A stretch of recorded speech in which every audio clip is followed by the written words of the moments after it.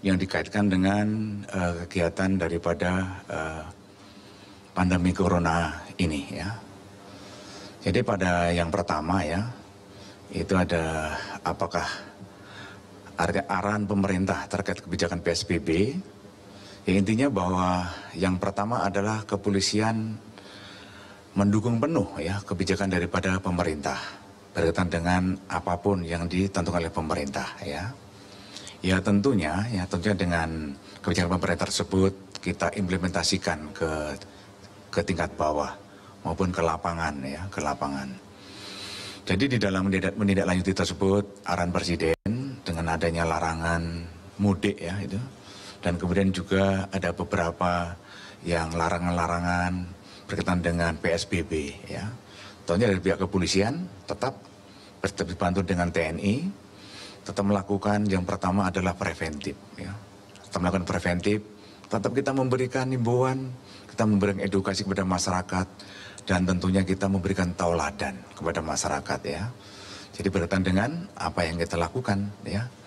Jadi tentunya bahwa kita harus bisa mensukseskan dengan PSBB ini, dan dengan harapan bahwa kebijakan pemerintah ini bisa berjalan dengan baik dan masyarakat juga bisa mendapatkan hasilnya itu. Dan kemudian memang ada beberapa kegiatan yang sudah kita lakukan berkaitan dengan PSBB, yaitu adalah pengecekan fisik langsung kepada masyarakat yang menggunakan apa? Menggunakan moda transportasi, ya, menggunakan kegiatan perekonomian, itu semuanya kita cek dan kita berikan edukasi, ya, dan kemudian kita berikan dalam bentuk-bentuk himbauan bahwa nanti misalnya ada memang sanksi, ya, sanksi yang kita lakukan memang harus kita lakukan, yaitu ada di Undang-Undang Karantina Kesehatan sudah ditentukan di sana, ada di KUHP juga ada, ya, tapi itu semua adalah kegiatan tindakan yang paling akhir yang dilakukan oleh pihak kepolisian itu di situ. Terus kemudian situasi saat ini berkaitan dengan PSBB ya, berkaitan dengan bulan Ramadan, ya tentunya kita tetap memberikan himbauan edukasi kepada masyarakat berkaitan dengan kegiatan-kegiatan tersebut. Dan kalau kita catat ya daripada kejahatan ya dari kepolisian bahwa untuk periode bulan Maret dan April terjadi penurunan ya sebesar 19,90%. Dengan perincian pada bulan Maret sebesar 19.128 kasus dan pada bulan April ada 15.322. Jadi ada penurunan. Kemudian pada minggu ke-16 dan minggu ke-17 ya terjadi penurunan sebesar 1,34%. Dengan perincian jumlah kejahatan pada minggu ke-16 sebanyak 3.587. Sedangkan untuk minggu ke-17 sebanyak 3.539 atau mengalami penurunan sebanyak 48 kasus. Dari data penurunan tersebut memang ada beberapa catatan, yaitu kenaikan angka kejahatan jalanan ya, secara kuantitas dan kualitas pada kejahatan jambret, perampokan, kemudian pencurian bermotor, dan beberapa pembongkaran minimarket ini mengalami kenaikan. Jadi dengan adanya tersebut kenaikan kriminalitas dari pihak kepolisian, kita memberdayakan petugas-petugas keamanan. Artinya bahwa hampir di setiap perumahan, di setiap kawasan itu ada yang jaga di sana.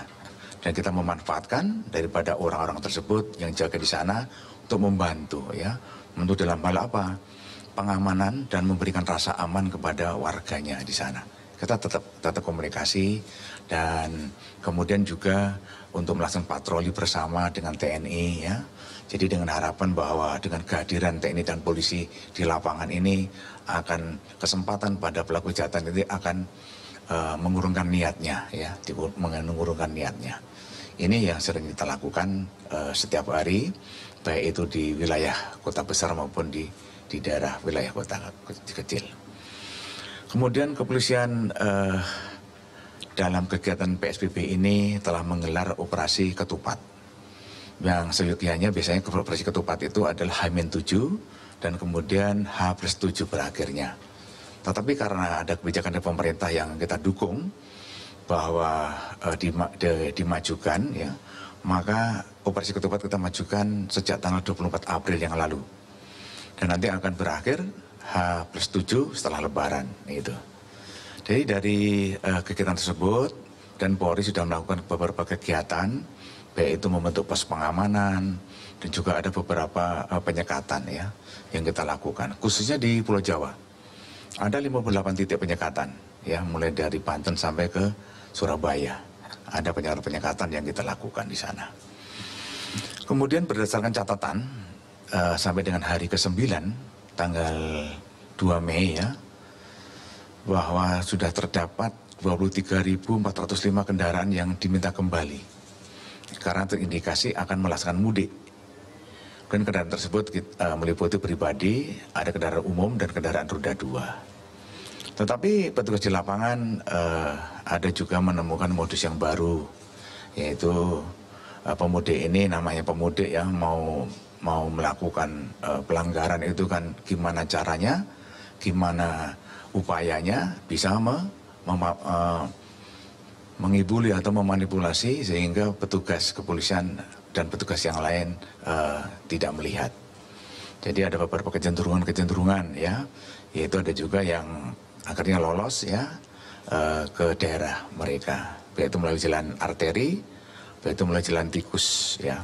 Dan juga ada beberapa kendaraan truk yang dimodifikasi untuk mengangkut orang, ya.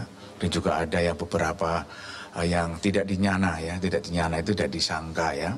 Ada yang masuk ke tempat molen, ada juga yang masuk ke mana itu bagasi dan sebagainya. Ini adalah kaitannya untuk melakukan kegiatan-kegiatan mudik ilegal, dan travel juga ada yang melakukannya. Polda Metro Jaya telah mengamankan 15 travel ilegal dengan 15 pengemudi dan total penumpang ada 113 orang. Seluruhnya sudah kita lakukan pemeriksaan dan sanksinya kita kembali ke rumah mereka masing-masing. Sedangkan pengemudi kita kenakan pasal 308 Undang-Undang Lalu Lintas Jalan Raya dengan ancaman hukuman 2 bulan, kurungan dan denda Rp500.000, ya, itu. Kemudian berkaitan dengan pelaksanaan PSBB ini, ya memang, ya, di lapangan kita temui ada beberapa kendala itu. Ya pada dasarnya kan tradisi mudik ini adalah tradisi bangsa Indonesia yang sudah melekat sejak zaman dulu, ya. Kita namanya ujung, ya, ujung sama orang tua atau sama saudara, ya, dan atau sama sanak saudara teman di kampungnya, dan kemudian juga ingin melihat bahwa merantau dan pulang ke rumah ke kampungnya adalah memperlihatkan keberhasilannya itu, ya, di sana. Tetapi banyak upaya-upaya yang kita lakukan oleh kepolisian, yaitu preventif dan preemptif, dan tentunya adalah kita menghadirkan beberapa anggota kepolisian di lapangan. Kalau kita lihat jumlahnya, ya, sesuai dengan operasi ini ada 171 ribuan yang kita turunkan dibantu oleh TNI, ya, di sana. Dan tentunya kita tetap mengedepankan persuasif dan humanis, ya, dengan kepada para pemudik ini, dan tetap mengedepankan apa? Ini kita kedepankan physical distancing. Tetap kita tidak lupa-lupanya, kita tidak bosan-bosannya, ya. Pokoknya kita terus kita menggelorakan, ya, gimana sih namanya protokol COVID-19 ini. Kita gelorakan biar dari semua strata, semua tingkatan, semuanya memahami, ya, semua memahami. Dan akhirnya menjadi mindset itu sendiri. Ya kalau setiap saat kita ingatkan, setiap waktu kita ingatkan, lama-lama menjadi suatu kebiasaan lama-lama menjadi suatu budaya, dan kemudian akan menjadi suatu mindset tersendiri, ya, di situ. Apa itu protokol COVID-19? Ya tentunya tetap cuci tangan, ya, di sana ada. Terus cuci tangan kenapa? Pakai masker yang kita gunakan. Kemudian setiap kegiatan jaga jarak. Tetap harus kita lakukan itu, ya. Jaga jarak, jangan sampai dilupakan. Dan kemudian juga tidak ke tempat kerumunan. Dan yang berikutnya adalah tetap pemerintah melarang mudik, itu di situ. Patuhi peraturan ini dan lakukan langkah-langkah pencegahan dengan disiplin, kita pasti bisa salam tangguh dan tidak mudik. Terima kasih. Assalamualaikum warahmatullahi wabarakatuh.